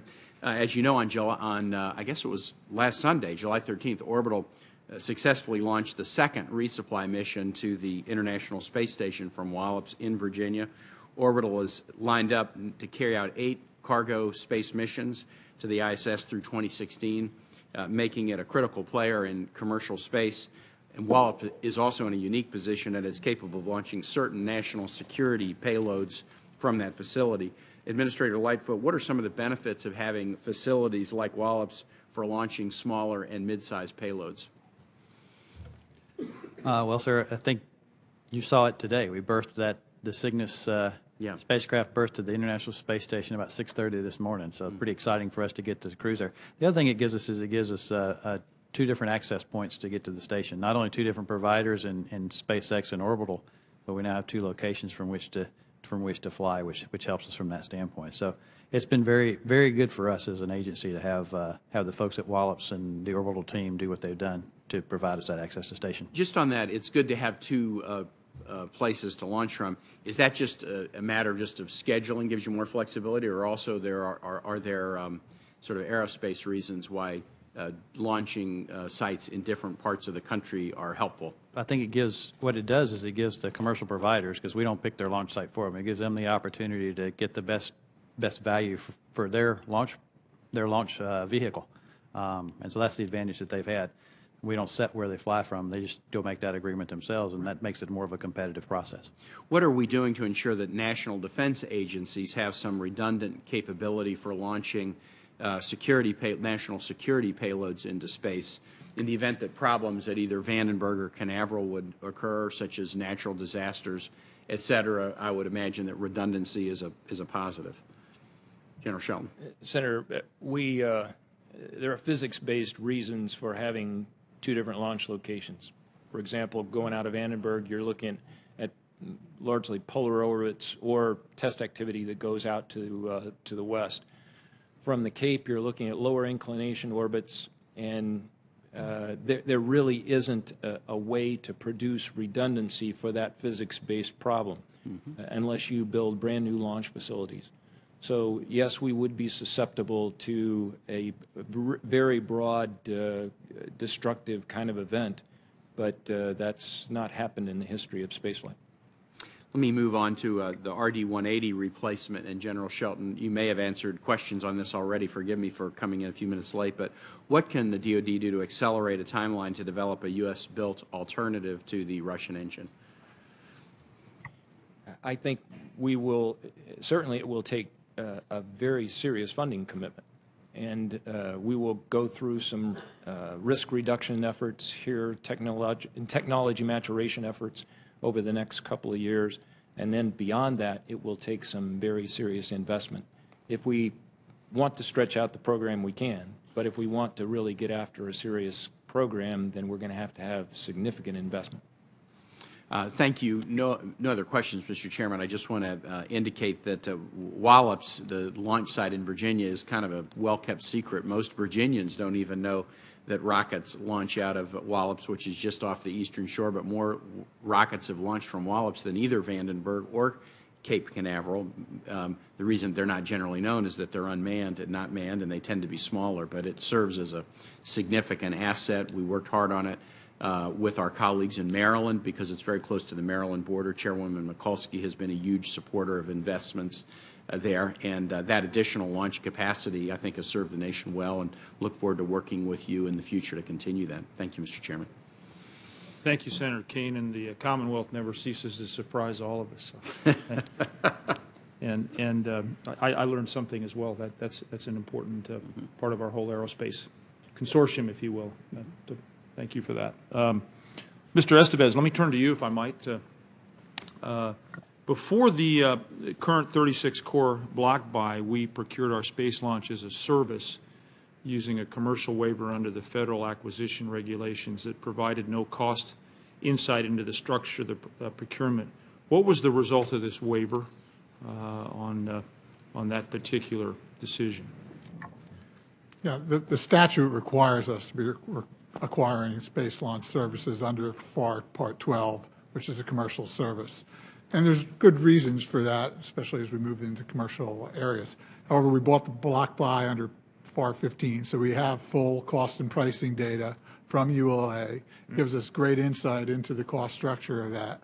Going forward, I'm not sure. Yeah, would you recommend having the ELV program use it again? Again, we're looking at the benefits and the negatives on that. Certain commercial providers don't have to deal with the same business system background and the like that we require under FAR Part 15. So it has to be weighed acquisition by acquisition, frankly. But there are benefits to having that full cost and pricing that have been helpful to us. Let me follow up with asking you to give us an explanation. Can you explain the nature of the cost overruns of that prior ELV contract, and then what cost savings were achieved in the current contract, and how were they obtained? The past wasn't really cost overruns because we were buying launch services as a contract by contract, launch by launch, so we're buying a one each. But if you look at the program overall for the depth of the manifest, there was great cost growth. Ergo, we ran into a Nunn-McCurdy situation for the ELV program. What we were able to achieve by doing the 36-core buy is economies of scale. So you got ULA could go to their industry subs and give them a deal because they know they're going to launch a certain number. Ergo, it lowers the cost in total for that. Gave us price stability, gave them understanding of what their business base was going to be, $4.4 billion over our projections in FY12 savings to the Department of Defense, to the American taxpayer. So a great benefit to us. Let me turn to Ms. Chaplin. Nice to see you as always. I believe this is the third time you've testified this year before our subcommittee, which I believe qualifies you for frequent flyer status, whether on an airplane or a rocket. You can maybe make the choice. Can you explain why the waiver under the federal acquisition regulations led to the lack of transparency and the cost increases in the ELV program? Yeah, it's pretty simple. With the waiver, the government didn't have the type of underlying cost and pricing data on critical pieces like the engines that it needed to make good negotiations, especially as it was going to commit to a large span of time under the block buy. So without that kind of data, and if you're in a sole source environment, you're really crippled in terms of your negotiating position. If there's a competitive environment, it might not be such an issue because the competition itself can drive down prices. You've reviewed the 36 core block buy, the current core block buy. Do you agree with that estimated cost savings of $4 billion on the current ELV contract? So we haven't thoroughly assessed the savings claim, but we do know that the Air Force took all the actions it needed to obtain those kinds of significant savings. So they did gain much more insight into cost and pricing. They went through their launch processes, understood them more. They understood pieces of cost better and were just able to account for more things. So when they went to the bargaining table, they were in a much better bargaining position. General Mitchell, let me turn to you, if I might. Thank you for your service and both an active duty, but also in the committee that you helmed. You recommended the development of a domestic engine, I believe, to replace the RD-180, and I assume the committee reviewed proposals from industry. How mature are those proposals, and what are the major technical hurdles in their development? So I think we talked to all of the folks who had engine developments, and they range from what I'll call view graphs to some piece parts that have been done. to concepts. Nobody has all of the technology ready to start a full-scale development program in our review. So we think that that's going to take some investment and time to get the technologies up to where you could actually do what we call a full-scale development and commit to actually procuring a new engine. So it's more than possible, but there's a significant amount of time between here and there. Yes, sir. And the areas primarily revolve around the engine components, injectors, power heads, pre-burners, and then modeling and simulation of the the combustion instability issue. We've got better computers now, higher speed. They can better model those things, but it takes some investment in algorithms to try and get a better handle on that. And combustion instability is a phenomenon that occurs in less than a second, and you can't stop it, so it'll blow an engine up if it happens. And the more you can do in computers, the less hardware you have to then have in your test program. So you've got 1 second, less than 1 second to get it right. Yes, sir, and you don't stop it. If it happens, it happens. And you go get another engine. Thank you for that insight. Senator King. Thank you, Mr. Chair. I want to go back and try to push down a little bit more on this RD 180 decision. I guess the first question, and perhaps General Shelton, you're the best person to ask. If you're not, perhaps one of you all could chime in. Ms. Kim, you may be. How serious is the interruption risk? Is this a theoretical risk, or is there any indication of an interruption in supply by the Russians? General Shelton? Senator, I'll echo what Mr. Lightfoot said earlier. We have seen no indication of an interruption threat other than what Mr. Rogozin said. We have seen no indication from the commercial side. We've talked to ULA extensively. They have talked to their counterparts in Russia extensively, and there has been no indication that that's a serious threat at this time. Now, even after Ukraine, Crimea, the various unpleasantness, no threats. Yes, sir. Certainly the potential is still there, but what we're seeing right now is business as usual. And I want to press a little bit more on what it would mean and answer Senator Cruz's question. You have 15 of these motors in stock, in inventory, in a sense. How many launches a year do we normally do? What do we have planned, say, for the next 5 years? Total number of launches. We do roughly 6 or so a year of Atlas V, 6, 7 a year. So that's how many engines you're going to burn every year. So basically we have a 2-year backlog of inventory. We do. And the other thing, and there may not be a short answer to this, but clearly one of the other things we have to ask about is the cost implications of developing our own engine. That's not going to be free. No, sir, and you've heard some projections here this morning, somewhere between $1 to $2 billion. The question then becomes, can you stand not to pay that price for the potential of an interruption? That is the question, and I'm not, my questions don't presuppose an outcome. I just want to be sure we're analyzing. This strikes me as a low risk, high consequence kind of situation. So low risk if it's happening, but if it does happen, the consequences are high. Is that fair? Mr. Estevez, you nodded when I said that. That's fair. Again, the situation with Russia right now is volatile.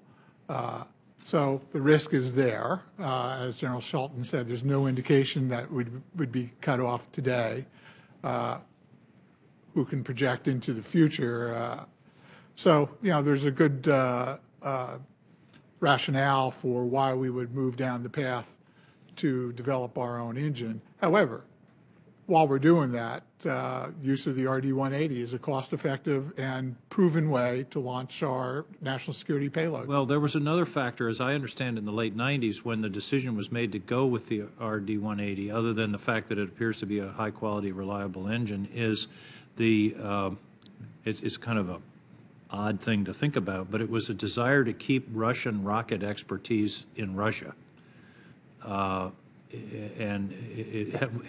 are we not worried about that anymore? Is that no longer a factor? But that was apparently a national security consideration back when this decision was originally made.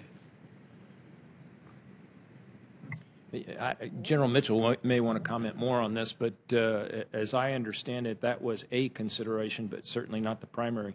If you look at this, this was really a commercial development as it started in the late 1990s. This was Lockheed Martin building their own rocket, and they chose the RD-180 engine. I'll just add to that the conversations on the RD-180 actually started with General Dynamics before they were procured by Lockheed Martin. And the Russians, Energomash, came to General Dynamics and said, for $100,000, we can go modify the RD-171 engine, which flies on the Zenit, and produce you an engine that will be able to fit under your rocket. And it was a deal they couldn't pass up. So it was a driven by the political situation, but enabled by the cost benefit of doing it. And then the initial engines were only $10 million a piece. That cost has gone up, but initially it was very financially attractive to do it. And I think that's the kind of analysis that we have to do today. I mean, clearly in an ideal world, we'd want to make our own engines and have control of that piece of the industrial base. On the other hand, this is a proven quality product, and there will be additional costs. I mean, that. By the way, who makes this decision? Does Congress make this decision? Does the Air Force make it? Does the UAL? Who's going to decide when to move from the RD-180 to another engine? Sir, I would speculate that what would happen here is the executive branch would bring a proposal to the Congress, and the Congress ultimately has to decide whether or not to spend the money. Okay, so you see it as part of the appropriations process, in effect. Absolutely, sir. I realize my time, Mr. Chairman, my time is expiring, but I'd like to ask one more question. I notice a totally different subject, the purchase and the competition versus single source. Under the proposed rules for 15 and 16, there were going to be 14 competitive cores and 20 only ULA capable. Under the President's budget for 15, it's 7 competitive cores and 20 ULA cores. It just strikes me as those 20 were inviolate. One got, the competitive part got cut in half, the other got cut 0. Talk to me about that decision. It actually is a very involved answer, but as we look, many of those launches that were set aside for competition were GPS launches. As we looked at the health of the GPS constellation and we have decided that those are projected to live longer than expected, we didn't need to procure the GPS launches on the schedule that we thought we needed to. So we've stretched that program out. That resulted in the loss of 5 of those 7 that are no longer available for competition.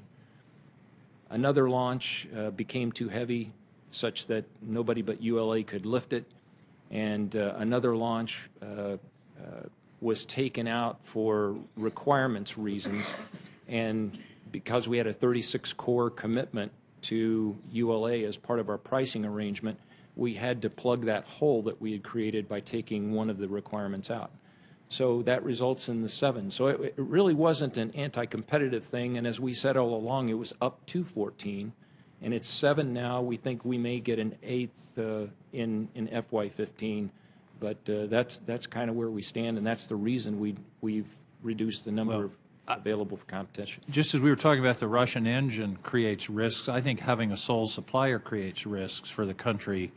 Not necessarily national security risk, but certainly financial risk. So that I believe that we need to move toward competition as rapidly and efficiently as possible, just from the common sense competition is better than monopoly approach. And yes, sir, we would absolutely agree with you. The advantage we've got with the current provider, it's a firm fixed price arrangement. So we know exactly what the costs are. Thank you. Thank you, John. But if I could, Yes, Senator. sir. The Department's position in working with the Air Force is to drive to that competition, and that's what we put in the program when we moved to both the block buy to decrease the cost, and at the same time drove to competition.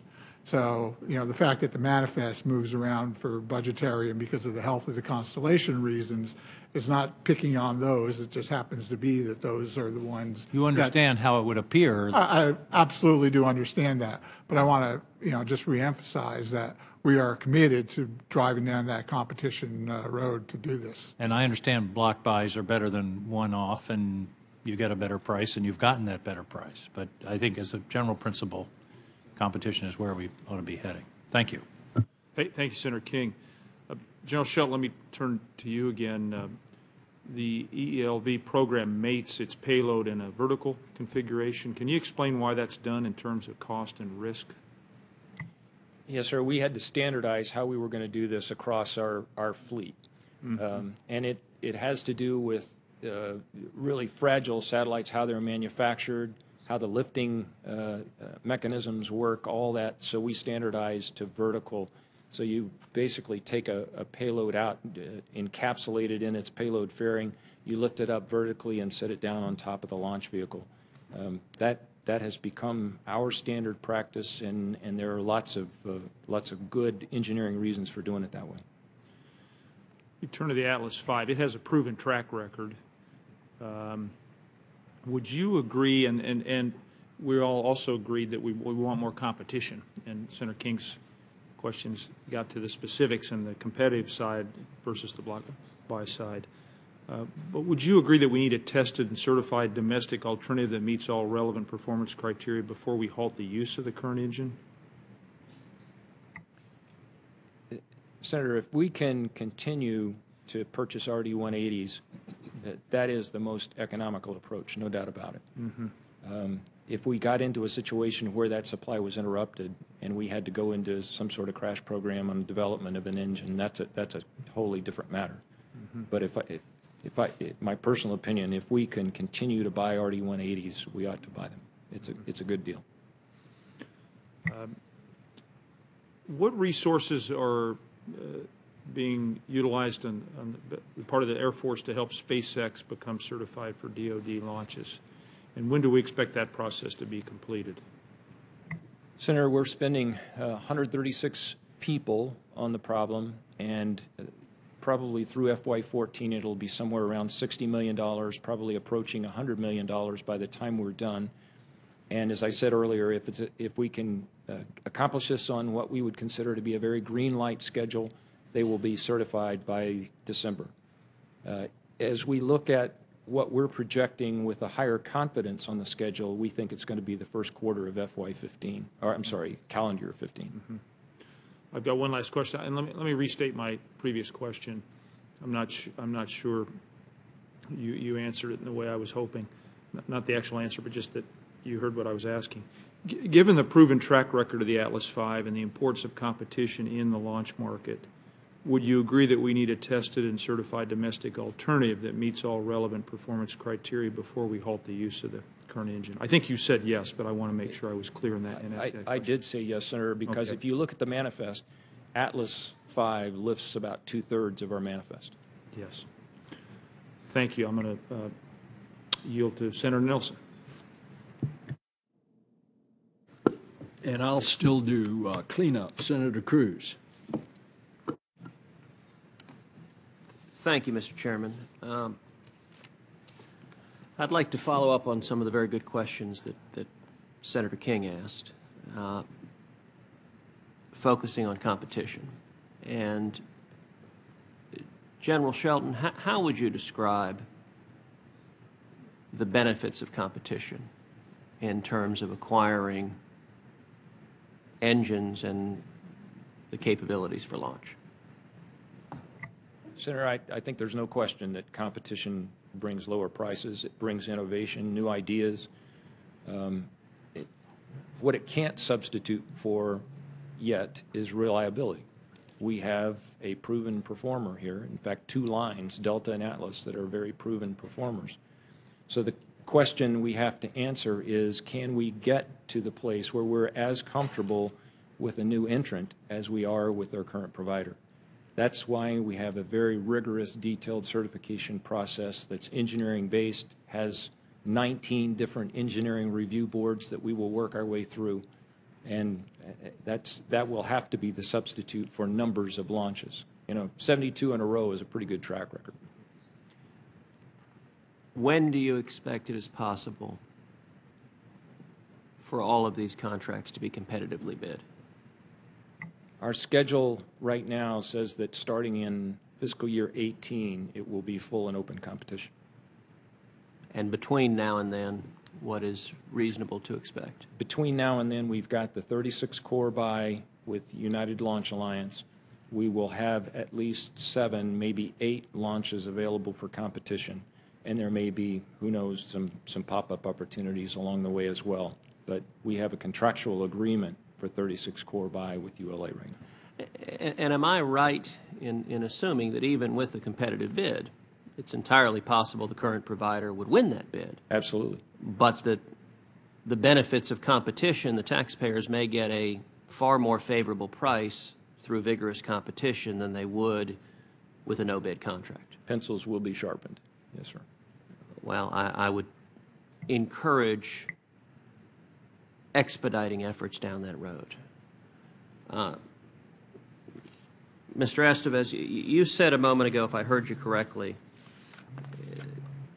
that was that what had been discussed here was a good rationale why we would go down the path towards development of a new engine. I want to understand that comment and reconcile it with the administration statement of administration policy on June 17th, where the administration objected to the House allocating funds to a new engine. And can you explain, in your judgment, what we should be doing towards developing a domestic engine so that we are not dependent upon Russian providers? There's a number of different paths that we can take to develop a new engine. What we said for that $220 million, I believe it was, is it's preliminary to be putting that money into the budget, within the trade space of the budget at this point, where we don't know the course that we're going to take to pursue development of a new engine. Now, we've just asked for some reprogramming to do some risk reduction, and there's probably, as Mr. Mitchell, General Mitchell alluded to earlier, some time that you need to do that risk reduction before we decide whether it's going to be a public-private partnership that develops it, we'll go to a commercial entity that will develop engines based on our risk reduction, or it's inside the government process to do that. So it's not that we don't want to go down the path in getting a new engine. It's the fact that the money was preliminary for where we are in that direction. What is your best case estimate for design, construction, test, and certification of a new engine, both in terms of cost and time? Again, that will depend on the course that we select on getting to a new engine. But give me best case. 8 years. 8 years. So we talked earlier that if Russia cuts off these exports tomorrow, we don't have 8 years worth of engines sitting in the warehouse. Is that right? That's correct. So if the ramp up to develop a new engine is substantially longer than our capacity to survive not having these imports, it would seem there's some considerable exigency to starting that process now and not getting caught flat-footed if the worst comes to pass. Of course, if that happened, if we were cut off, we would use the stock that we have and we'd allocate those in an interagency process. We would ramp up production of Delta, which can launch our manifest. It would, as General Shelton said earlier, it would cause some significant delay and put some risk into our constellations, but we would do that. Commercial providers that we're pushing to for our competitive environment will come on board. They'll be able to launch some of the manifest. So there are mitigations. Now that those things will cost us money, and they'll, as I said, put some risk into the time we get some of those constellations up. In the meantime, I would say throwing money at a problem that we don't know where we're going is not a good idea either at this point. So it's not just a matter of rushing money into development of a new engine. We want to do that in a considered manner so we get the engine that we need. Although if you said it's 8 years, the longer we delay the beginning of that 8 years, the further out the end of that 8 years are. Dr. Kim, do you have any thoughts on this question? I would welcome your thoughts as well. Can you turn your microphone on, please? Sorry. So our study did not do an independent schedule estimate assessment, so we can't comment on that. Thank you very much. And of course, were the worst to happen, that it cut off today, in addition to the Delta Heavy to launch the heavy payloads, assuming that SpaceX is certified by the end of the year, you'd have that capability of launching medium-sized payloads. So all is not lost were he to do the unlikely thing of shut off Roscosmos. Senator Sessions. Thank you. Well, I went past the Pentagon the other day, and we discussed once again, did they actually build this thing in 1 year? I mean, Mr. Estevez, this costs more, this delay. So here you've asked for $40 million, the Department of Defense has, for technology reduction for commercial new engine development this fiscal year, and through a reprogramming, and it'll be needed to develop strategies. We ought to have a strategy by now. How long does it take to develop a strategy? And initiate engine risk reduction efforts, technology maturation activities, early concept studies and surveys. It says, goes on to focus on key risk components, technological development. Well, I would just say, if this was a private business and they got a major supplier that's they're no longer find reliable, they would get busy right now. So why can't we develop a situation now? Now, I understand the Defense Department is predicting, Mr. Chairman, it might cost $2 billion to develop the engine. I've heard recently that one of the people who would be wanting to supply it said they could do it for $840 million and would do it within 4 years and would put penalties on themselves if they didn't produce that. So, Mr. Estevez, do you think that's possible? Why don't we get busy? The fundamental question is, are we going to continue with the Russian engine? Have we made a decision not to? And if we are not going to do so, which I think we have no choice but to make that decision, why don't we get busy and get this done and not drag it out? We agree that we should be moving away from the Russian engine. We want to use the Russian engine while it's available, while we go through that development effort. Without sounding glib, it is rocket science in the development of new engine integration of that. So if there's a commercial company that's willing to go do that, we're happy to work with that. And that is one of the options that we're looking at, is whether we can do this in the commercial sector, how much government support is going to be needed. That's where that, you read our reprogramming action. And as General Mitchell... How many years do you project this to take? Again, our estimates are 5 to 8, Senator. 5 to 8 years. Well, that's not acceptable. Mr. Chaplain, do you think it's going to take 5? You mean to actually have the engine produced? Have the engine developed. So how long will it take us to decide on what process we need, what kind of engine, and get moving on it? We have, the Air Force is conducting an assessment right now that'll be ready in the September timeframe on what we believe our best, most affordable course, affordable within a time frame course on development is. And again, that will look at public-private partnership, internal government, or a commercial outsource on that. Well, General Shelton, you know the history of this better than anyone. You agree that if we keep dragging this out, there's a danger we'll slip back into uncertainty and delay, costs go up, and maybe nothing ever get done? That is a concern, Senator. You've been at this for a long time. You're about to leave the Defense Department. Share with me what you think. But The that danger, is there a danger, and what do you think about it? we can stretch things out. We can make it longer, but Unwisely, you mean? absolutely, absolutely. So that's something, Ms. Chaplain, you have any thoughts? You've been around these programs for a long time yourself, and I think you and some of your recommendations were taken into account, as you noted, save $4 billion on the procurement that we have now, which was a good step. You have any idea how we could move quicker and less expensively in this crisis? But I've been around long enough not to trust the numbers being thrown around today on either side and by vendors. But I don't believe You we could really... put a penalty on a vendor. Yes, but sometimes you get stuck, and when the problems happen, you go back to a cost-plus arrangement, which the government has done numerous times during the middle. We don't know what we're actually pursuing right now. Is it a replacement, or is it going to be, what's the design going to be?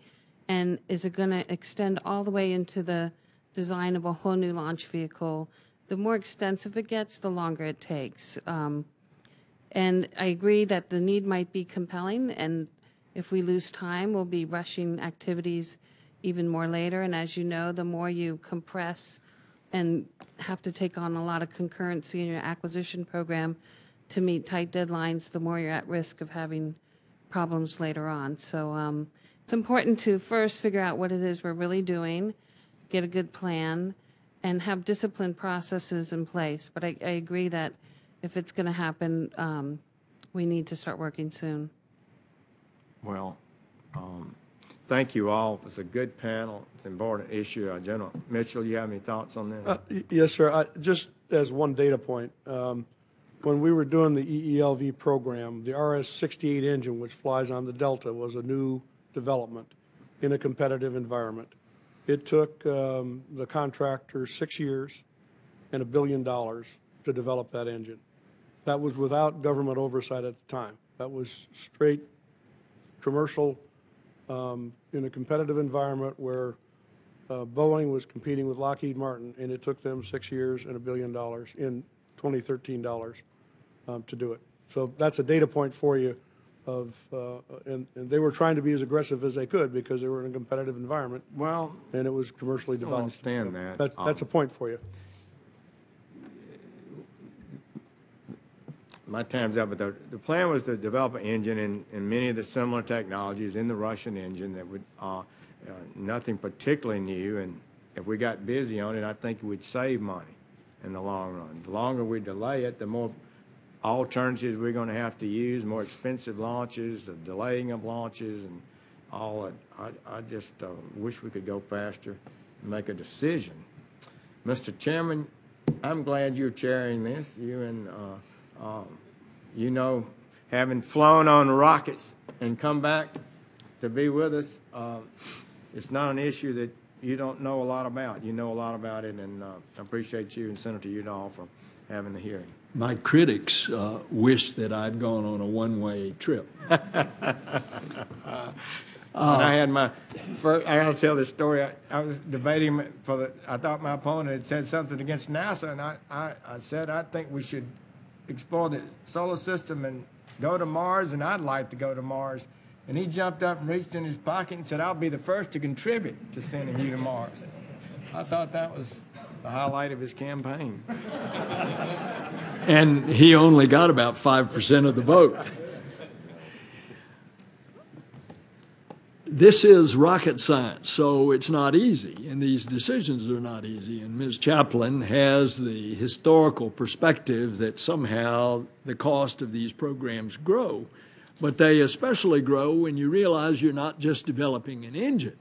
You're integrating it into a launch vehicle, you're going through a certification process, and then you've got to have the ground systems infrastructure. So does that add cost, Ms. Chaplain? Yes, it certainly does, and I don't believe that's all being brought into the mix at this point with the numbers we're hearing about. What do you think about Mr. Dumbacher? Well, I think, as you pointed out, Senator, this is a major complex systems issue. It's not just an engine itself. We have technical issues we have to work out for a LOX kerosene engine, but we also have to figure out how to integrate that into a launch vehicle. Typically, when we develop engines, they are very integrally tied to the launch vehicle that we put them in. You cannot just move one engine from one launch vehicle to another very simply. And you have to go through the entire systems process, the ground systems, the logistics, and take into account all the complex technical interactions that you have to deal with in a design that's trying to go from 0 to 17,000 miles an hour in the space of a few minutes.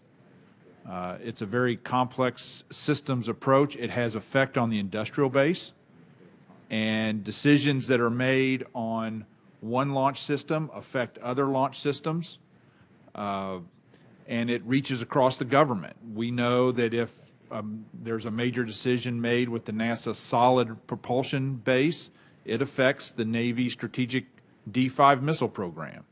We also know that if changes are made in terms of flight rate for the RS-68 and the Delta IVs, that has impact over on the RS-25 usage and cost for the Space Launch System. So we have to look at this access to space question from an overall systems perspective and account for all of the complexities that are in this, not just the engine itself. The engine is one key part of it, but there are larger other impacts that have to be addressed. Plus, once you've got the new engine in the new rocket, then you've got to do payload integration. And that takes time and money in the new vehicle. Senator King, you had a question. Senator, you mentioned this was a record-breaking hearing, and it is for me because it's the longest Armed Services Committee hearing that I've been to where the word sequester hasn't been mentioned. And so I want to ask that question. Does that affect, I noticed that the President's budget is listed as your planning budget, but the President's budget, as I recall, doesn't include the sequester. Does the sequester affect your procurement decisions, or are these forward procured already contracted and we don't need to worry about the sequester, at least as far as these 36 cores are concerned, General? Senator, if sequestration comes back in 16, which is, as you know, the law, we would have all kinds of priority decisions to make across the Department of Defense. What we've got right now are pricing agreements with ULA on that 36 cores. We don't have actual procurements. Those are done in that given fiscal year. So come fiscal year 16, the buys that would be included in that fiscal year would be considered for whether or not those were priorities for the department. It was one of the charming effects of the sequester. It not only messes up budget planning, but it also could end up costing us money because we broke the 36 procurement block. We'd end up paying more. Is that correct? Well, that would be a negotiation with United Launch Alliance, but I think the answer to that would be very likely yes. So the short answer is that sequester would affect what we're talking about here today, whether it's planning for a new engine or the launches or the acquisition of various launch vehicles. So sequester is a factor in everything that we've been discussing. Is that correct? Yes, sir. Thank you. In other words, sequester is going to have an impact on assured U.S. access to space. Let me do some cleanup here, and then you all jump in if you have any more. Mr. Lightfoot, NASA is flying on SpaceX right now, going to and from cargo to the station. All right, now, General Shelton, you said that it's going to take aggressive effort in order to get SpaceX certified to fly DoD missions. So what is the additional certification required to meet your certification needs that NASA hasn't already certified? And I'll let Mr. Lightfoot talk about his side of this, but NASA has not certified SpaceX for their, for example, interplanetary missions. they're carrying cargo back and forth to the station. But in terms of the really high priority science missions, they have not certified SpaceX. And I think that's an important point. And just to kind of frame it up here, there are classes of missions, okay, and those classes range from A to D. Okay, this is simple stuff. But then there's a category of launch vehicles as well, and they're 1 to 3. 1 being the ones that we would take the most risk on, 3 being the ones that we would fly our most important payloads on. A to D, namely humans. Yes, sir. So what we've done is the missions that we're flying to the International Space Station with Orbital and SpaceX, the cargo is considered Class D, which is the least level of where we're willing to take the most risk as an agency. So what we did is we didn't do as much insight into that as from a launch vehicle's perspective as we would say on a Class A mission. However, what's really important is we focused most of our real oversight on when they get close to the International Space Station, because that's when critical activities can occur. So the activity associated with the berthing today of the orbital Cygnus and the SpaceX Dragon, those we made them do a series of tests, a series of approaches, backouts, all these things we do to ensure our own safety.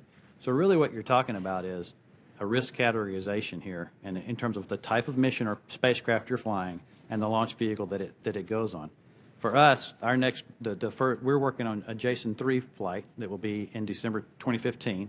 SpaceX is not certified for that flight yet. We're working through the certification process with them on that one, just like the Air Force is on the missions that they need. So we have them flying to International Space Station, SpaceX and Orbital, but the certification for the next class of payload is the thing we're working on. And then it'll be an even further certification, as you said, for when we have a commercial crew provider as well. Anybody want to add to that?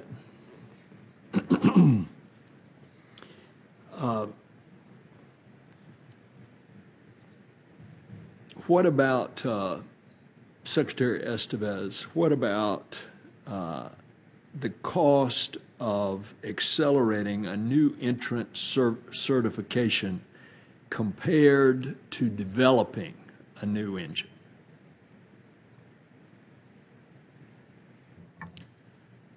Based on the costs of what we're doing now, obviously it is much cheaper to have a commercial provider, a capable certified commercial provider who can launch our payloads than it would be to develop a new engine.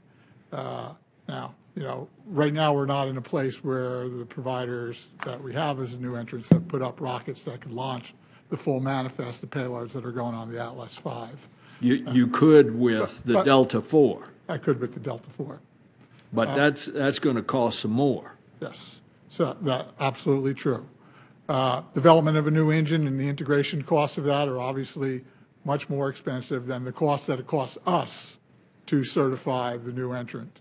But again, I want to make sure that we're certifying new entrants that are capable of launching the payloads that we are launching. Otherwise, I'll be sitting up here in General Selton's successor about why we launched one into the ocean. And I don't want to be doing that either. Mr. Dumbacher, have we missed any other potential options other than a new launch vehicle or engine development that could address this RD-180 potential problem? I think you have seen, Senator, across the board from the Department of Defense and NASA, the involvement with General Mitchell's study and what it would take to replace the RD-180, and I don't see a need to, that was all good work and don't need to refute or take on any of that. I think, again, back to your previous question, I think my caution would be that we make sure we address this from an overall systems perspective and a larger perspective than just an engine replacement, because it does have ramifications to other launch systems, and these decisions are long-term and have ramifications for lots of years. The decision that this country made at the end of the Apollo program to dramatically reduce our work on LOX hydrocarbon engines is still playing out today and is part of this conversation that we're having this morning. So I think we need to be aware of that these decisions are long-ranging, have large impacts, and the unintended consequences that can be had with any of these decisions we need to think carefully through before to make sure that we don't inadvertently end up in a place we don't want to be as a country. Just to make it more complicated, for example, you've already mentioned the impact on the Navy's rockets, which are solid rockets. If you don't have a solid rocket program in the other departments, that means the cost to the Navy is going to go up. You want to discuss That is correct. We have, in the past, NASA has worked with the Department of Navy and the Strategic Missile Program on what the impacts would be to them based from an industrial base perspective and a supply chain perspective if NASA were to do something different than the solids. We understand that. NASA understands what that industrial base implication is, and we have to be wary of that. We also, as I mentioned earlier, also need to be aware of the ramifications and the impacts on the liquid booster side between RS-68 and the supply chain that is shared between the RS-68 and the RS-25. In the end, I think our problem has been, in my view, the issue is getting the cost down and what we need to do to get the cost down. This nation has spent over the last 40 years making significant investments in LOX hydrogen, solid propulsion, expertise. We are the world leaders in that, and I think it behooves us to look at those possible solutions from as part of the overall system implications. Can anybody on the panel give us the historical perspective of how many programs we have actually started and then canceled, and how this plays into this decision, that how can we ensure that if we start this new program, which, as I mentioned at the outset, some of us on the Armed Services Committee have put $100 million in this coming fiscal year to start it. How can we be assured that this is not going to get canceled in a few years, and therefore the waste of the money? I can't give you the number, Senator, of how many programs. I'm sure we could get you that over the course of time. From an acquisition perspective, one of the things that we're trying to accomplish under better buying power is don't start programs unless you're going to fund them and you're going to put the right structure in place to follow through on those programs. On the development side, there's always going to be some growth, especially in a high-risk program like this that's complex. But we would have to commit the dollars in the budget. And again, that goes back to my earlier things of how are we going to do this, and we're not sure what the course would be to develop a replacement, regardless, whether it's commercial sector, public-private partnership, and the whole integration of that for the RD-180. I'll go to Senator King's point on sequestration. Of course, that also impacts the point on the budget and where that trade space is related to this. Senator McCain. Thank you, Mr. Chairman. I thank the witnesses. General Shelton, you're widely quoted as saying, generally the person you're going to do business with, you don't sue. Do you stand by that statement? Senator, what the context for that was the conversation on the litigation between SpaceX and the Air Force, and yes, I do stand by that statement. We are trying very hard to get them certified and spending a lot of money, a lot of people. Well, first of all, what about the fact that already there's a suit pending by the ULA subsidiary seeking $400 million in additional payments from the Air Force? Think they had? In other words, if some company or corporation thinks that they are not being fairly treated, that you don't think that they should be able to sue? I mean, that's not our system of government, General Sheldon. And I don't really get your statement, except that it shows real bias against the ability of any company or corporation in America to do what they think is best for their company or corporation. And a subsidiary of UAE is suing for $400 million. Do you think they should be suing? Senator, that is over a technical payment situation. Oh, I see. So it's okay, it's over a technical payment situation, but not any other. General Shelton, you have really diminished your stature with this committee when you decide whether people or organizations or companies should be able to sue or not and make comments about them. Ms. Chaplain,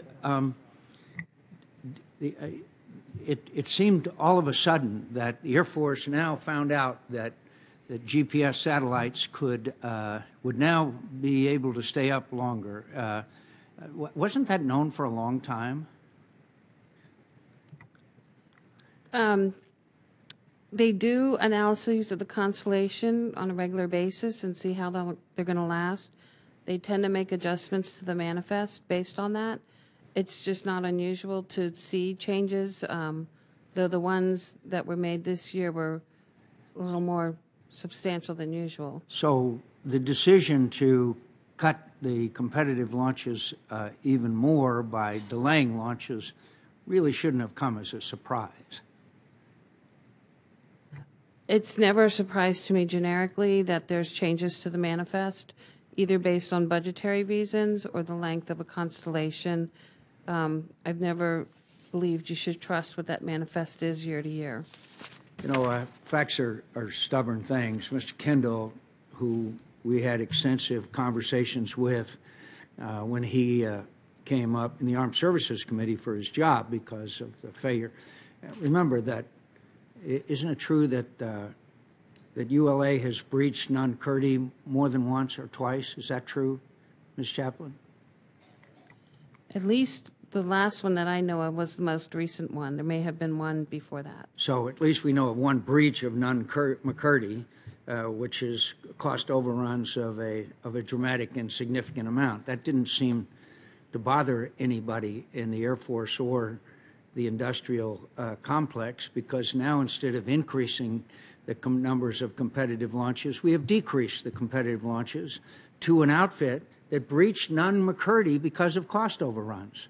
How does that give them any credibility?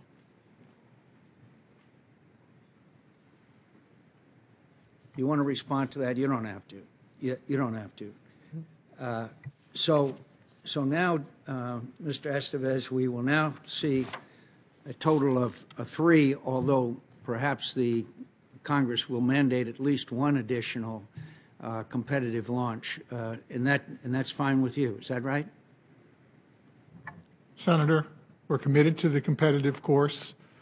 We are aggressively pursuing to get SpaceX certified so that they can launch our satellites. They do not have the capability, based on their current certification process, to launch the full manifest of those satellites. But we look forward to getting them to be able to launch the ones that we have up for competitive, that they are capable of launching. So even though they've just completed the 3rd successful launch, is that right? That does not complete the certification process, Senator. I know that, but you'd made the certification was supposed to take place in January. Is that correct? They're on their path to certification. It was not supposed to be completely certified in January, to my knowledge. And do you know when that you will make a final decision? If, as General Shelton discussed earlier, if everything goes well with their certification process, they should be certified by the end of this year. Mr. Lightfoot, NASA introduced launch competition into its processes by having 2 competing companies for the commercial audit transportation service contract. Has there been benefits of that, Mr. Lightfoot? Yes, sir. We think we've gotten a good value in the process. The payloads we're launching are what we call Class D because we have the two providers to get to the International Space Station. Well, let's talk about the so-called $400 million, this great savings that is supposed to take place with a block. You saved 4.4, quote, saved, you're arguing, General Shelton, that the Air Force repeatedly said it's saved $4.4 billion on space launch costs by awarding a sole source block buy contract to ULA. Disregarding the fact that ULA breached Nunn-McCurdy, which required the notification of Congress of cost overruns, but it is really cost avoidance. Ms. Chaplain, do you have a view on that, or whether that is actually a, quote, saving of the $4 billion, which was advertised because of the sole source block buy contract to ULA? What it represents is the ultimate price that they negotiated was substantially lower than the price they started out with in the negotiations. We didn't investigate the exact 4.4 and what was behind it, but we do know that the Air Force took a number of actions to arm themselves with better information for the negotiation process, principally getting more information on costs and pricing in preparation. Well, actually, the Office of Management and Budget refers to cost savings as a reduction in actual expenditures. That's not occurred in the EELV program. I think, Mr. Chairman, that the issue of the Russian rockets has been already pretty well massaged. But the fact is, we're seeing here, and I don't predict, but a few years ago there was a situation concerning the Air Force tanker. And I didn't like it at the time, and I fought against it at the time, and people went to jail, and people were fired. I don't like this deal. I don't like the fact that we are now going to have basically maybe 3, or if the Congress has its way, 4 competitive space launches given to an outfit that has breached the cost overruns to the degree that it required notification to the Congress of the United States of cost overruns. I thank you, Mr. Chairman. Thank you, Senator McCain. And when you look at the value of competition, it's clearly well established. For example, NASA is going through a competition now of human rating rockets to take astronauts to and from the space station, and there are probably at least three competitors in that competition. And what we're seeing here, Mr. Chairman, is a reduction in planned competition for whatever reasons. But the actual reality is, despite Mr. Kendall's admonition to increase competition, we're seeing a decrease in competition. And then, when the company doesn't like it and goes to court, they're criticized by a uniformed officer who really has no business talking about the conduct of a corporation as to what their legal options are. Well, the Russians have certainly brought this to a head, and at the outset of the hearing, it was mentioned that it was the policy of the United States government back in the 90s. Once we decided to buy the RD-180 from the Russians because it's an excellent engine, and it was cheaper, and we were employing Russian engineers and scientists instead of them going elsewhere on the planet. But it was the policy of the government at the time, we were going to develop a follow-on engine.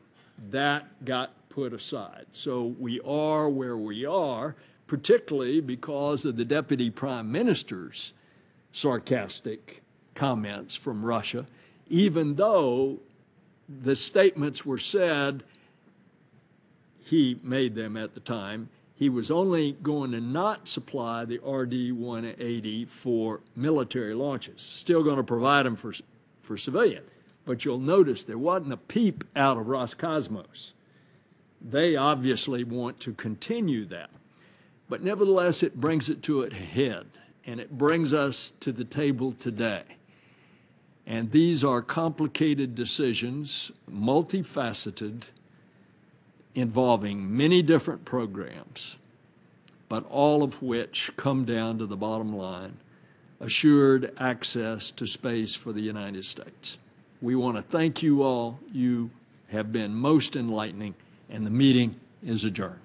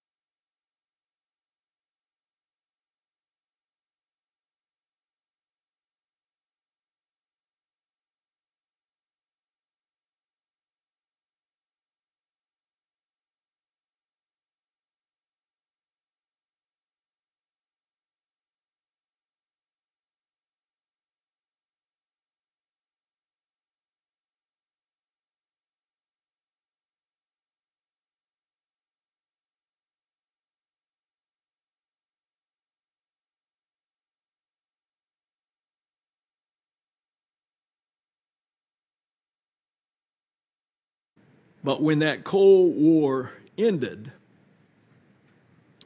we were rightly concerned that a lot of those weapons were going to get out into the wrong hands. A lot of that technology was going to get out into the wrong hands. And so to keep a lot of those former Soviet, now Russian engineers working, there was this extraordinarily successful program of the Nunn-Lugar effort to go in to gather up those nuclear weapons and simultaneously to support the Russian aerospace industry and to buy this incredible engine, the RD-180. And so today, those engines play a significant role in meeting our nation's launch requirements. We've already launched 4 missions this year alone using that engine. And so now it's time that we're going to have to consider an alternative. Several of us in the Armed Services Committee put $100 million into the Defense Authorization Bill to get that process started in this coming fiscal year. We want to make sure that the taxpayer money is well spent. And so it's important that we consider the launch needs with the goal in mind that we want assured access to space. And this is obviously not going to just affect the Department of Defense, although the national security activities are paramount. It clearly is going to involve commercial space activities as well, and the question of preserving an industrial base. And so the 2 committees represented at this dais have asked officials from DOD and NASA, along with many others, to come and discuss this issue of U.S. assured access to space. NASA has no stated need for a new engine and is already building its own space launch system.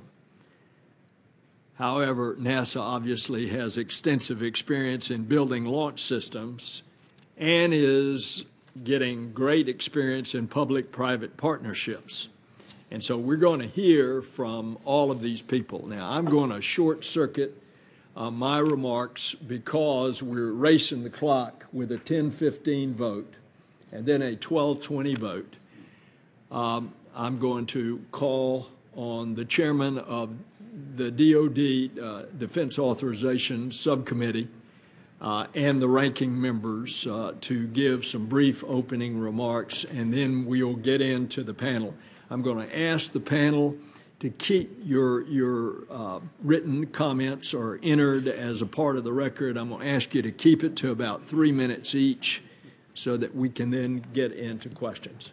So, Senator Udall. Thank you, Senator Nelson. In the spirit of Senator Nelson's comments, let me introduce my statement into the record and then make a couple of comments on procedure.